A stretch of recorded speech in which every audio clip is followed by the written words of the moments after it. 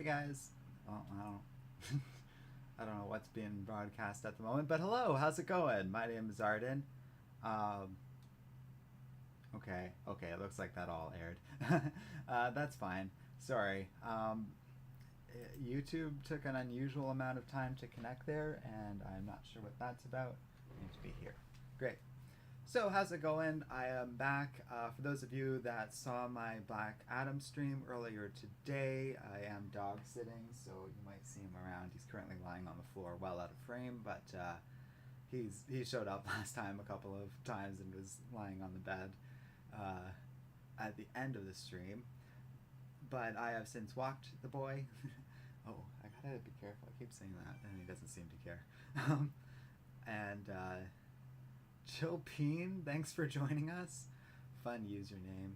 But yeah, so I walked him and decided to do another stream because I had a good time with the first one and trying to get more into the habit of doing these for one thing. But also, I have another DC stream in mind, and instead of just doing back to back stuff with DC, I do a bit of a palate cleanser, and after kind of wibbling and wobbling on a few Marvel things, ended up deciding to talk a little bit about Game of Thrones instead, which is weird because the show has been off the air for a long time, but less weird because House of the Dragons finished. I believe the last episode airs today. I don't really know, but whatever it is, it's wrapping up, and Game of Thrones has been on a lot of people's mind because of that, especially mine. I, in a lot of ways, have been catching up since the original show ended, and we'll talk about that in a minute. But I've been reading Fire and Blood, and have been kind of catching up on the world of Game of Thrones since season 8, because season 8 killed my interest in the show and the A Song of Ice and Fire book series and larger world pretty hard. I don't think we've talked about that on the channel before. I think the flaws with Game of Thrones season 8 have been well explored in lots of media, including the 3 we are talking about today. But one thing I felt particularly unique to me, at least, but well, at least at first, although I've found as House of the Dragon has come out, I'm not the only one who felt this way, but that ending just killed any interest in, like, if the books series ever got finished, in the characters, in these spin-offs.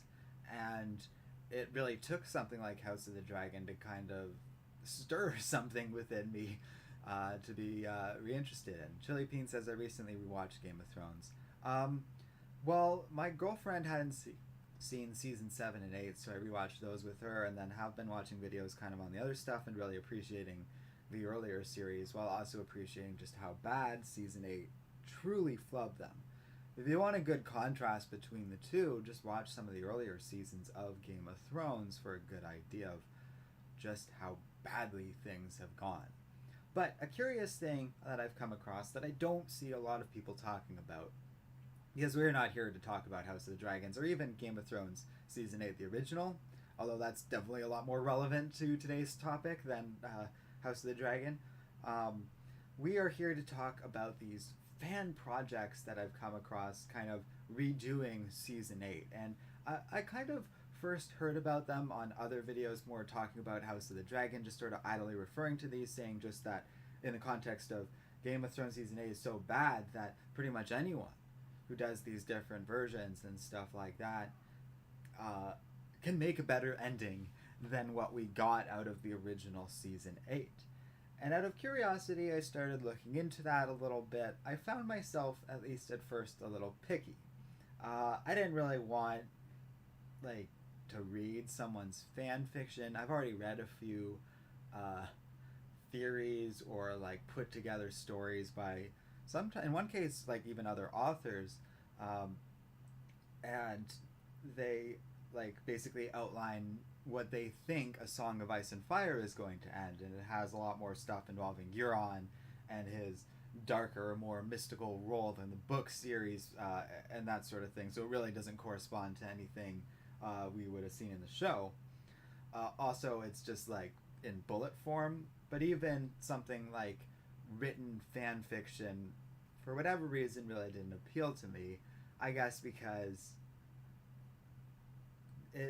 the books, at least in theory, haven't been flubbed. They haven't come out yet, and that's a whole other conversation. But they hopefully will live up to the whole series of novels. The issue is more of the show, and it's just this permanent mark on the series. Even as we get into these spin-offs, and they're doing stuff like introducing the idea of all the Targaryens, or at least a huge part of the historical line, their behavior corresponding to this prophecy Aegon had about needing to sit on this Iron Throne, ruling Westeros, and eventually facing off against the others. That would have had much more interesting implications in House of the Dragon if they had better like ended the original Game of Thrones series, because instead it's a weird fit. It seems the prophecy still corresponds to George R.R. Martin's at least theoretical ending for A Song of Ice and Fire, as opposed to the actual events of Game of Thrones, where it's Arya that kills the Night King. And spoilers, but I'm not apologetic about that. The show's been out for a very long time. So, then I came across this podcast, which is the image you're seeing right here, or at least in part. I know they're cut off, but I just didn't really care to fix that too much. It's called Game of Thrones Season 8 Redux, or Redu. I don't really know how to pronounce that word. But basically, it, I guess, is in podcast format, but really I would call it more of an audio drama with special effects, a full cast of voice actors, and some pretty considered writing.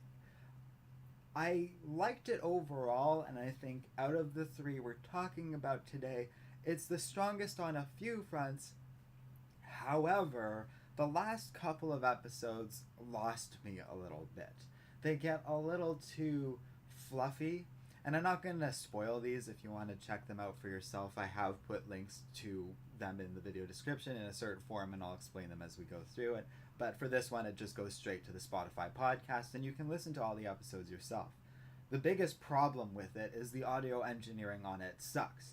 And I know I sometimes screw that up too, like glass houses and all that. But there are some characters who, my girlfriend and I were listening to this together. We had our speakers cranked to full and we could barely hear them. And then other characters would be blaring once we switched to them, because everyone was recorded on Zoom. And whoever put this together, unfortunately, didn't compress it properly, which is like an audio engineering technique. So I would love to recommend it, and I still kind of do, but I do have to have these little asterisks. You might need to have really good headphones with them to properly listen to it, as opposed to like, we were using car speakers, which I guess sounds like silly, but we were listening to it in the car while we were driving around and doing errands and stuff, and that should have been good too. That's surround sound, and usually car speakers are pretty good. So it's just a little bit of a point of frustration that I would warn people about, because I imagine if I had problems with it, if you're hard of hearing at all or something, you're going to have a lot of trouble with that series. But like Chili is saying in chat that like this thing sounds awesome, and it is pretty awesome. Where it's most awesome is like if you can get past the audio issues, there's so much it does right about pacing, about paying off stuff from the original series, about Chili says that's a shame about the audio. I talked to my girlfriend about it, and I was like, I could fix it. I do kind of want to contact the guy behind this and be like, hey, give me the master audio tracks and I can bang that out in a day, no problem. Maybe I have to go episode by episode and it's going to take a little longer, but it is pretty good. The other issue, though, is like, I would say 80% of it's good. I guess the first 10 episodes, I think it's like 10 episodes long, maybe 12. The last 2 episodes, like I said, get a little like fan fiction-y. They kind of lean into this sense of wish fulfillment, this sense of a Lord of the Rings style ending, which is doing it a bit of a disservice, to be fair. It's not against the ethos of the show. I just feel as though the real ending to A Song of Ice and Fire, and what Game of Thrones truly should have ended with, would be a little more bittersweet, and also they make some connections between certain aspects of the lore that I think really stretch things. It's not bad, but it does stuff with the others that it doesn't sit with me right. And I'm dancing around spoilers, but I will say, so in the show, there's this recurring spiral pattern. We see it like at the Fist of the First Men, is that right? Anyways, wherever all those knights men are slaughtered, even in the first prologue, they make a big spiral pattern out of the one dead body. They find it in the Dragon Glass Cave on Dragonstone. Much later in the series, that spiral pattern. They do something with that at least they're paying it off, where the original show didn't. So even if I don't like the payoff that much, hey, at least that payoff now exists.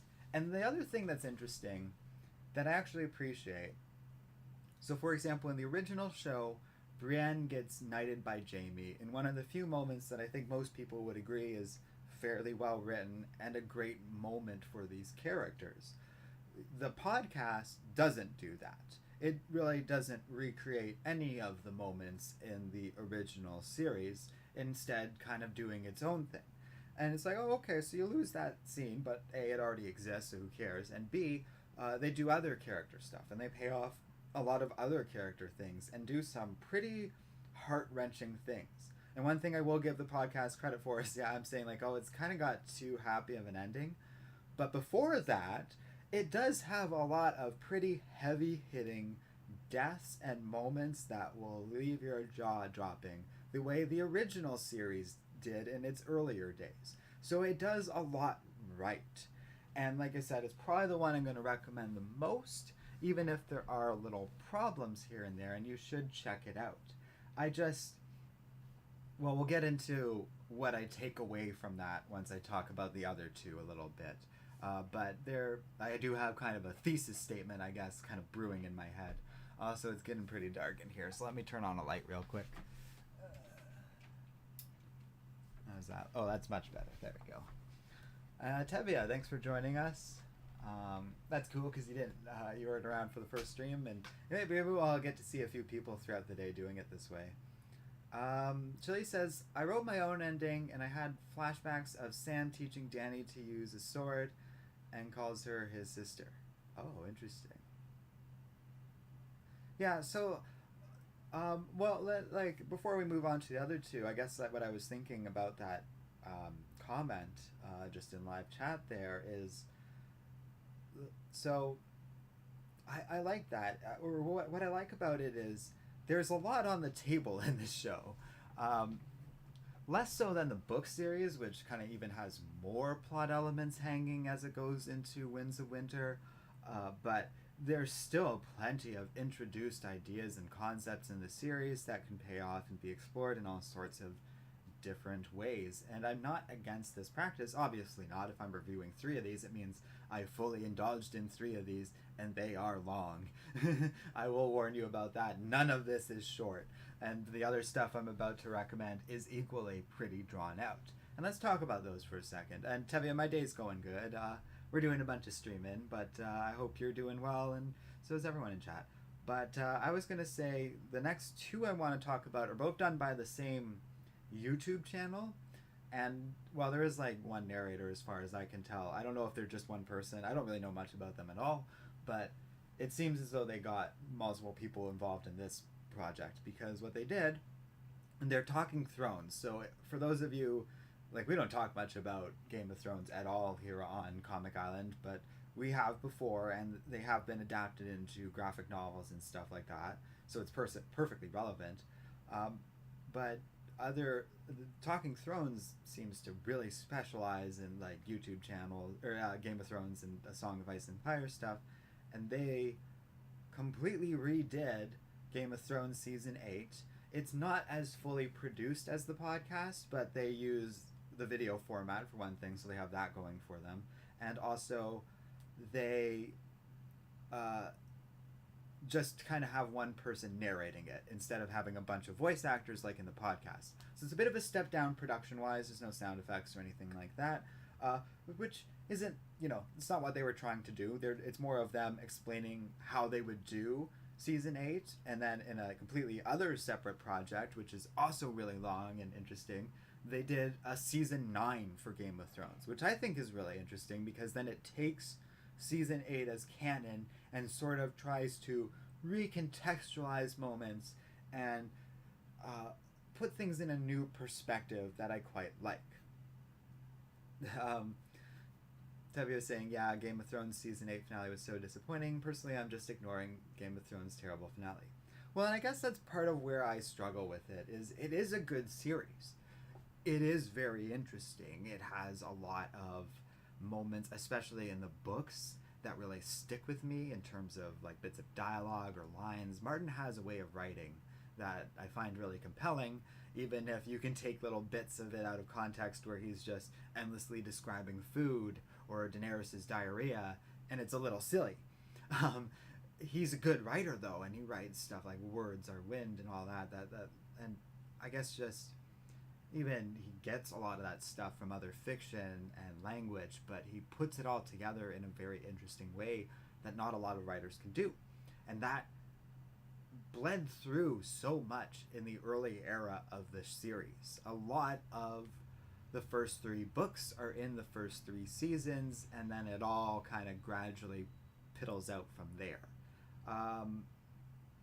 So it really has potential, and if they're doing all these spin-offs, which I kind of think they should, it's a very interesting universe Martin's created with a lot of history and mysteries to it that I'm all for. I do think we need to reconcile with this ending somehow. The ideal solution to me is to potentially, well, I guess you could make a season 9, but I feel like the book series just needs to end. And then we could just point to the book series as the true canon ending of the show, but I have a lot of opinions on that too, and I've been this way for years. I have felt, and to this day remain feeling, that there is no way Martin could end that book series in 2 books. And part of why I feel that now more than ever is these 3 alternate endings. Because Chili's saying, I'll have to check this out, season 9 sounds cool. And it's a very cool idea, and especially because it's only like, well, but it's like, I think they're both within 3 hours length or so, like collectively. And so those are long YouTube videos, but compared to a season of Game of Thrones or the podcast, they're pretty short and pretty watchable in my opinion. I quite enjoyed them. But they too didn't leave me like, oh, this is a satisfactory ending. This checks off all these invisible boxes in my mind of what I'd want out of a series this compelling. And they all kind of have really interesting ideas, but don't quite feel like any one of these 3 pulls it together in a way where it's like, yeah, that's perfect. That's such a great ending that pays off all these ideas from the show and like has an explanation for the others and their behavior that's satisfying and stuff like that. Unfortunately, none of them quite do it. And I think at this point I'm gonna, well, maybe I shouldn't. I do want to talk a little bit about why that is, and to do so I need to talk a little bit about the general sense of where they all go. So I'll leave it with that. Obviously all of these series need some sort of big battle, and all 3 of them, interestingly, kind of make that ending what it always should be and what the final threat always should be, which is not Cersei Lannister, who's have like a comedic character in some of the later books, but the White Walkers, the beings introduced in the very first episode, at the very first bit of the show. However the books treat them, which is a little more ambiguous and harder to read, the show absolutely makes it consistently clear throughout its entire run that the White Walkers are the real threat.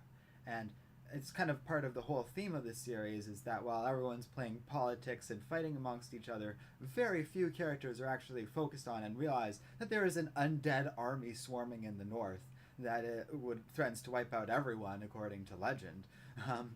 So Tevia says, personally, I say leave Game of Thrones alone because honestly, there's no place else to go. Yeah, the White Walkers should be the main villains. Well, I agree with you on the thing I was saying earlier about the White Walkers, but I disagree about there being no place else to go.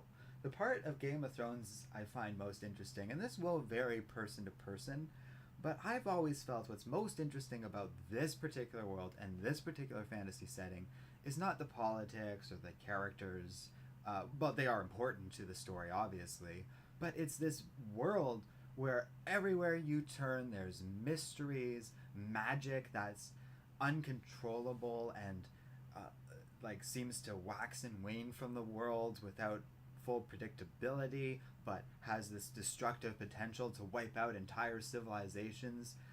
You have each house also with its own history and character to it, as well as every region of the world having legends and folklore, all of which on some level seems to be true. Um, and I disagree. It's a very interesting world. You take a character like Clerys Valerian from House of the Dragon. You read up on that guy's life, he's one of the most interesting characters in all of Westeros history. So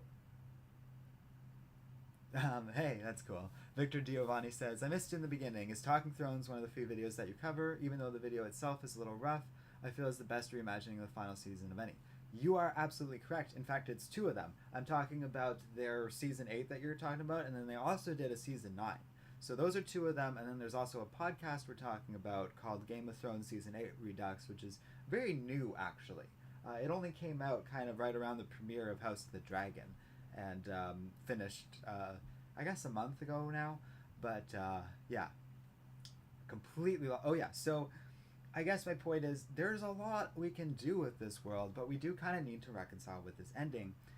And like Victor was saying, season 8 redone by Talking Thrones is a little rough, but it has some interesting ideas. And like I was, my original point in this huge tirade was that the White Walkers pretty consistently present themselves as what should have been the main threat of the show. And the biggest mistake I feel of season 8, although there are many mistakes, don't get me wrong, is that they wipe out the White Walkers so early that the show like gets in this weird paralysis state for the last few episodes and has to do awful things to its characters to try and compensate for it or something. I guess the true antagonist of the show is not Cersei Lannister but Daenerys Targaryen, which is somewhat set up in the show but not really what the point of her character is in the book series, and was certainly handled poorly in this show. The podcast explores that idea a little bit, and I don't hate it. Season 8 of Talking Thrones kind of shifts the narrative towards like a big epic finale at the Trident. Yes. And then season 9 by Talking Thrones instead shifts that big finale to the Isle of Faces, both of which are settings pretty well set up in both the book series and the show, and I think would have worked a lot better than what we got. The podcast actually does keep a lot of the general sense of the structure of the original series in place, meaning that the finale is largely revolving around King's Landing, which I feel also works. But I think when it comes down to it, like everyone, the conclusion that I have been forced to make, even about these 3 alternate endings, is it just can't be done in one season, or one equivalent of that. The podcast is really good and does a lot of things right. Its episode, The Longest Night, or whatever they call it, where like it's kind of following the general structure of the show, had me grinning from ear to ear with some of the stuff that was happening. And the episode before that had me shocked to my core on the level of something like The Red Wedding.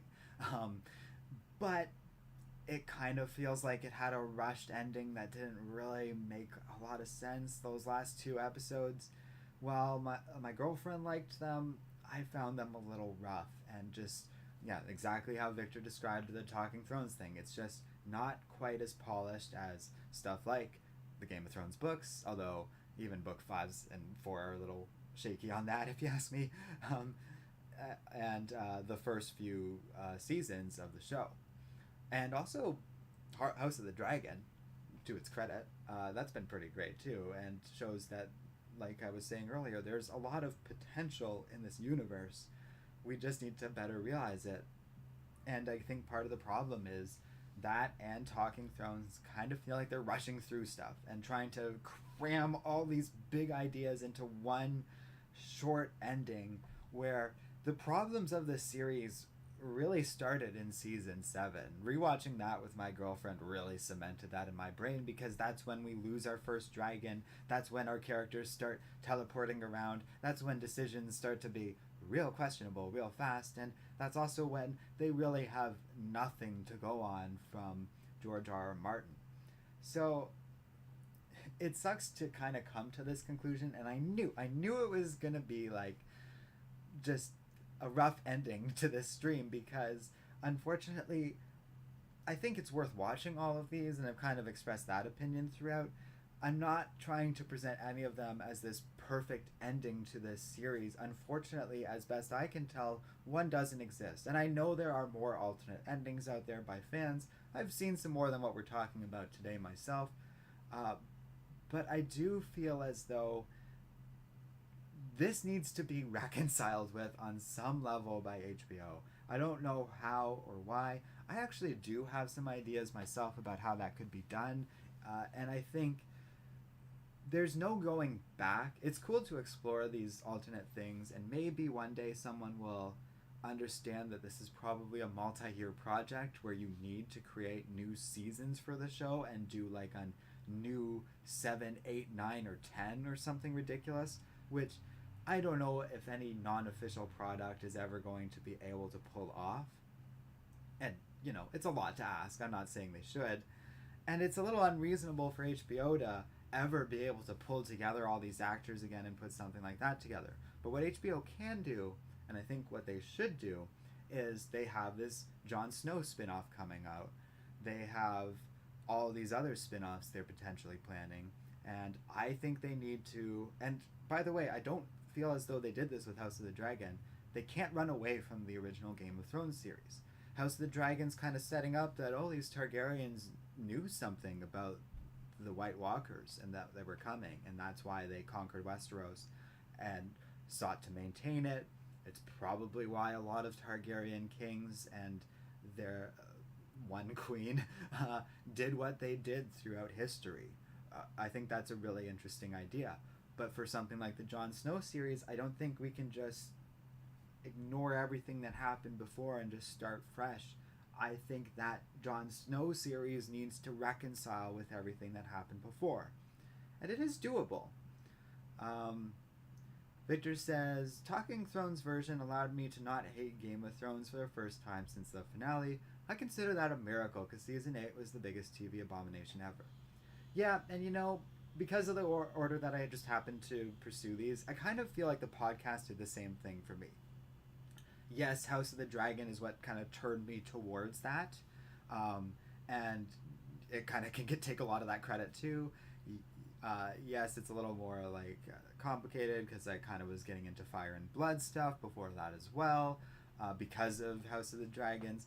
But by and large, what got me more enthusiastic about this universe again and thinking about all these characters and all these fascinating worlds and ideas was the podcast. And then Talking Thrones followed. It kind of built upon each other as I was like, oh, what else have people done for this? And I think collectively the three of them also work well to give us viewers the idea of what could have been done, and you can kind of create your own internal canon of what has happened. But I do think for HBO's sake, yeah, we need to, like, Jon Snow's character being where he is at the end of the Game of Thrones series does open up the opportunity for them to maybe explore some of these White Walker shenanigans and what was going on there, and give us a better answer than what we got, because what we got was practically nothing about all of this, and it was incredibly anticlimactic. But that's all been said before. What I wanted to focus on was, yeah, check out Talking Thrones. They got some interesting stuff beyond these two videos we've talked about today, and the podcast if you're interested, because while not perfect, they are so much better than season 8 itself. And that's actually another point that I wanted to make, is all three of these, while they do have their flaws and I could pick them apart or criticisms, I have much lower standards or expectations of a fan project, because they're not making money out of this, they're not being paid to do this, everyone's just doing their best, and their best is often so much better than what the original product was. And if you're frustrated and can't get past that ending like I was, and that's been preventing you from enjoying House of the Dragon, here's 3 things to try that might change that, and that would be pretty cool. Victor's saying, I agree, Talking Thrones version of season 8 is too rushed, but what they were trying to do is show that even using the same 6-episode format, they could have told a satisfying final season. Oh, okay, that's cool, because the version I saw is the collected version, and I know he did it individually. And that makes sense. The podcast does similar moves and kind of structures their season the same way to kind of illustrate the same point. And I do agree that that's a good point to make, because it's a lot of the criticisms I am also saying about Talking Thrones and the podcast. Like I said, it's also about the fact that this series was just too big to end in the time that the showrunners gave themselves. And no one could have done that, but especially not the people who were in charge, because D&D were terrible. And if you had someone like Talking Thrones in charge, or whoever did the podcast, yeah, I absolutely feel they would have done a better job with the full budget and power of HBO behind them. It wouldn't have, and I absolutely agree, it wouldn't have felt rushed. And I think that's a really good, I appreciate someone in chat having seen at least one of these things, because it's really good that you reinforced something that I do feel, but I might not have been clear about, is when I'm criticizing the podcast and Talking Thrones, or at least their output, it is more of just talking about this reality that I'm saying, about how the show created a situation where it was always going to be rushed. But as Talking Thrones and Redux shows us, it didn't have to be that bad, and it didn't have to be that underwhelming. All 3 of these projects do a lot to pay off stuff from the earlier seasons, pay off stuff like The Lord of Light, Azor Ahai, oh god, even some book concepts, but the Weirwood trees in a lot of them are a focus. I know a lot of them bring up or use the dragons more, and even the fact that Jon's a Targaryen more. All just really nicely polished content, I feel, goes a long way to making me more excited about Game of Thrones again. These aren't perfect, but I can kind of ease into my mind now this version of the show that ends at least somewhat satisfyingly. Hope, but not like rely on the fact that the books might come out one day, and then potentially enjoy these spin-offs going forward that might even better reconcile some of this awful, awful content that we are stuck with for the original series. And it is a shame that it's all lined up this way, but what's his name? The guy who plays Jon Snow, Kit Harington, returning and agreeing to do that, and kind of potentially being able to build something out from his character and what happened in the series, and even the idea of series and spin-offs of Game of Thrones potentially taking place in the future, it's all really interesting. Like the future of Game of Thrones, it's all pretty interesting to me. It makes me curious about what other actors might be willing to return and maybe leave a more satisfying experience with their characters in place, because it wouldn't be the first time an actor has done that for the sake of a show. I'm specifically thinking of Jenna Coleman, who kind of advocated for her character getting a better ending than she was originally going to get a couple of times, it feels. Well, it feels as though Stephen Moffat advocated for it the first time, and then she did the second time.